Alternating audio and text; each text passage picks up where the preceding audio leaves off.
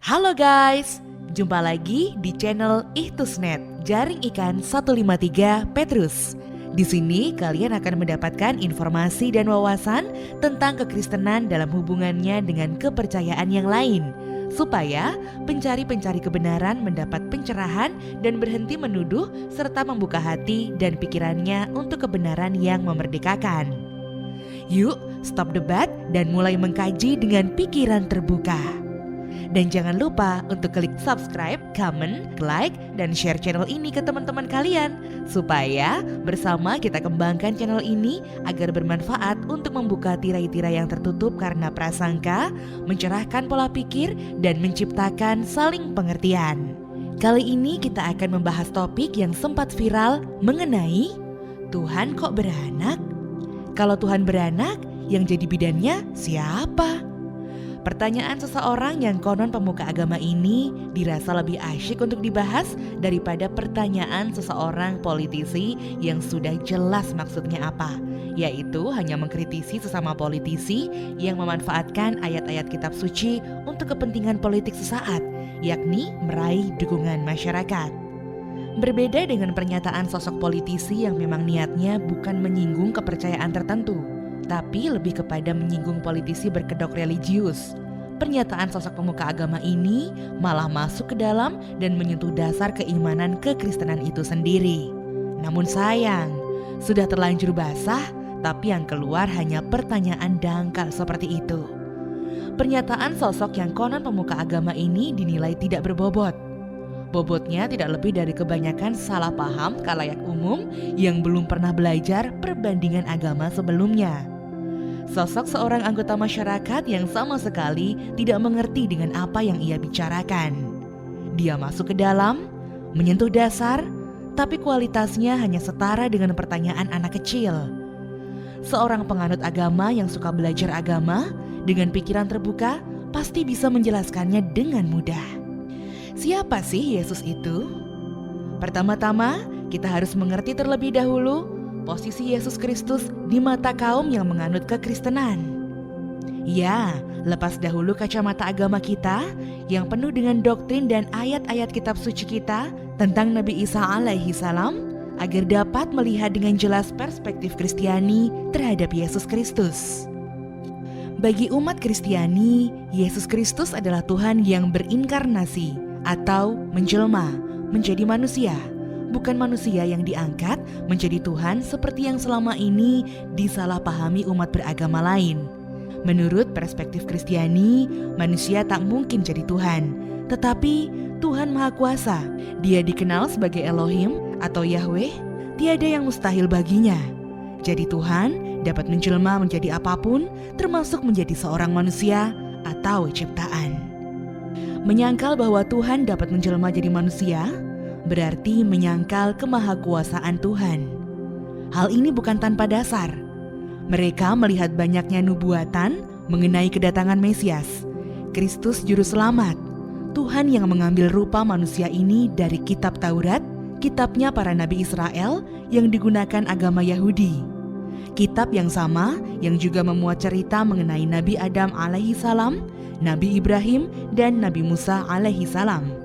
Umat lain mungkin akan sulit mengerti ajaran Kristiani mengenai kodrat ganda Yesus, sepenuhnya insani atau kamil bi al-nasut, sekaligus sepenuhnya ilahi atau kamil bi al-lahut sebagai kalimatullah. Agar mengerti, kita mungkin dapat membandingkannya dengan ajaran Islam sendiri mengenai kitab suci Al-Quran Al-Karim. Bagaimanapun, sesungguhnya konsep dalam kekristenan ini juga ada dalam Islam, dengan posisi Yesus Kristus dalam iman Kristen dibandingkan sejajar dengan posisi Al-Quran dalam iman Islam.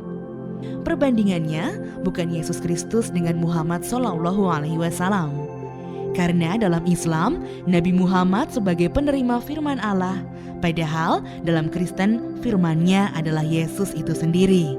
Sebaliknya, posisi Muhammad SAW sejajar dengan Bunda Maria atau Siti Maryam, karena keduanya adalah sarana turunnya firman Allah ke dunia menurut keyakinan masing-masing. Secara teologis, Keperawanan Siti Maryam juga paralel dengan kebutahurufan Nabi Muhammad atau Nabi Al-Ummi. Karena fakta bahwa Maria tetap perawan dan Nabi Muhammad dalam kondisi buta huruf menegaskan kemurnian dan otoritas firman Allah tanpa intervensi atau campur tangan manusia. Jadi sebenarnya ada hubungan paralel antara keyakinan Kristiani mengenai firman Allah yang menjadi manusia dengan keyakinan Islam akan kalam Allah yang kekal yang turun menjadi Al-Quran atau nuzul Al-Quran. Kalau Yesus itu Tuhan atau firman Allah atau kalimatullah, kenapa dia butuh makan? Kenapa dia bisa mati? Kenapa begini? Kenapa begitu? Salah satu hal yang sering menjadi olok-olok kepada kaum Nasrani adalah ketika orang awam membenturkan sifat ketuhanan Yesus Kristus dengan kodratnya sebagai manusia. Rata-rata karena mereka tidak paham sifat sepenuhnya insani atau kamil bi'al nasut dan sepenuhnya ilahi atau kamil bi'al lahut yang dimiliki Yesus Kristus di atas. Yesus adalah 100% Allah dalam kapasitasnya sebagai firman Tuhan, namun juga 100% manusia dalam fisik insaninya. Sama persis dengan Al-Quran yang 100% kalimatullah dan 100% buku. Secara fisik, mungkin buku tersebut dapat rusak, robek, atau bahkan terbakar sampai habis, bukan? Namun, ketika Al-Quran rusak secara fisik, apakah artinya firman Allah juga telah rusak? Tentu tidak. Yesus pun dalam rupanya sebagai manusia tentu dapat mengalami kerusakan secara fisik, merasakan rasa sakit, lapar, mati, namun bangkit dari kematian. Tapi kerusakan secara fisik tentu tidak berpengaruh apa-apa terhadap statusnya sebagai firman Allah. Apalagi sampai terlampau jauh menilai kalau hal-hal fisik ini dipandang sebagai bukti bahwa Yesus Kristus bukan firman Allah.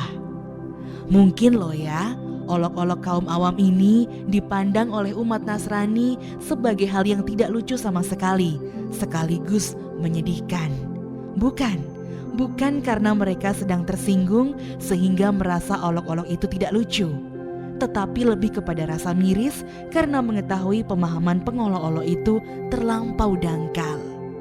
Sama mirisnya ketika kita kedatangan orang yang niatnya menghina Al-Quran, yang tergeletak di meja tamu dan kebetulan ketumpahan cangkir kopi oleh anak-anak yang berlarian menyenggol cangkir tersebut. Ih, kok lucu sih, firman Allah bisa rusak karena ketumpahan kopi? Bukan firman Allah dong tuh namanya kalau bisa rusak. Kalau kamu mendengar olok-olok itu, apakah kamu tersinggung? Apakah menurutmu olok-olok itu lucu? Tentu tidak. Kita tidak merasa lucu bukan karena kita merasa tersinggung. Kita tidak merasa itu lucu karena memang olok-olok itu sangat menyedihkan atau patetik. Menggunakan sifat-sifat fisik sebuah buku untuk menyangkal Quran sebagai kalimatullah adalah sesuatu yang sangat tidak nyambung.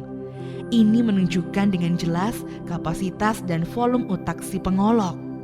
Konsep dualisme Yesus atau kalimatullah manusia ilahi dan Quran atau kalimatullah kitab suci ini juga bukanlah sebuah konsep yang dibuat-buat hingga terkesan unik bin antik, di mana suatu hal ternyata dapat memiliki 100% sifat A namun sekaligus juga memiliki 100% sifat B, atau sesuatu yang menjadi anggota himpunan sifat A dan B yang saling lepas. Dalam dunia sains, cahaya juga memiliki 100% partikel, namun secara bersamaan juga memiliki sifat 100% gelombang. Tapi bagaimanapun juga, kita tidak bisa membenturkan segala hasil eksperimen yang menunjukkan bukti cahaya adalah partikel untuk menyangkal fakta bahwa cahaya juga merupakan gelombang. Begitu pula sebaliknya guys. Hal ini karena memang tidak nyambung. Yang mau diuji apa, parameternya pakai apa.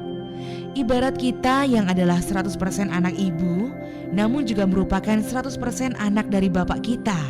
Fakta bahwa hidung kita mirip ibu tidak lantas bisa dipertentangkan untuk menyangkal bahwa kita bukan anak dari bapak. Begitupun dengan fakta bahwa mata kita yang mirip bapak tidak bisa dijadikan bukti bahwa kita bukan anak dari ibu. Lebih tepat kalau mau mempertanyakan Yesus Kristus adalah Tuhan atau bukan, ujilah apakah ia pernah berbuat dosa atau tidak, atau karena kodrat manusia adalah berdosa. Dengan unsur ilahi pada kemanusiaan beliau, adakah mukjizat besar yang pernah dan masih ia perbuat dahulu dan sampai sekarang, di mana mukjizat ini hanya bisa dilakukan Allah sendiri? Membuat sesuatu menjadi hidup misalnya, membangkitkan orang mati, mengusir setan, menyambung telinga yang putus oleh pedang, dan seterusnya. Sama halnya dengan jika kita ingin menguji Al-Quran adalah firman Allah atau bukan, ujilah apakah Al-Quran pernah bertentangan dengan sifat kemanusiaan atau tidak.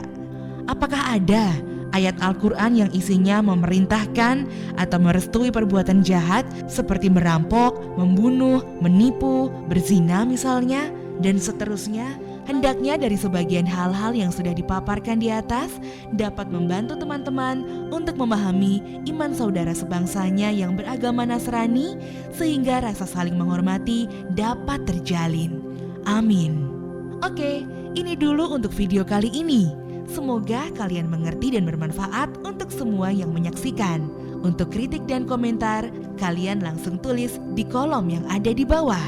Dan jangan lupa untuk klik subscribe, comment, like, dan share channel ini ke teman-teman kalian, supaya mereka tahu dan mengerti bahwa Tuhan kok beranak itu ya jangan diartikan harfiah atau hurufiah. Artinya Allah beranak biologis kali. Itu figuratis atau kiasan guys. Thank you and see you in our next video.